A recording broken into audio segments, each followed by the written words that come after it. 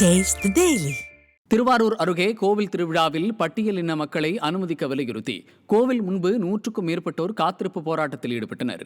திட்டானி முட்டம் கிராமத்தில் உள்ள கூத்தையனார் கோவிலில் வைகாசி மாதம் விசாக நட்சத்திர திருவிழா நடைபெறுவது வழக்கம். கடந்த சில ஆண்டுகளாக இத்திருவிழாவில் பட்டியலின மக்கள் பங்கேற்க அனுமதி மறுத்து வருவதாக கூறப்படுகிறது.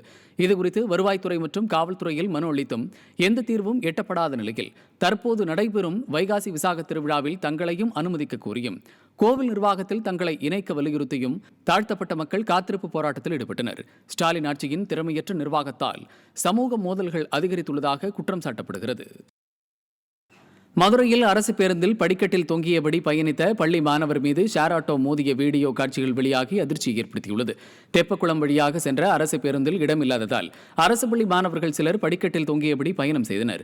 அப்போது பேருந்து நிறுத்தம் அருகே நிறுத்தப்பட்டிருந்த ஷேர் ஆட்டோ மீது பேருந்து உரசியதில் மாணவர் ஒருவர் நிலை தடுமாறி சாலையில் விழுந்தார்.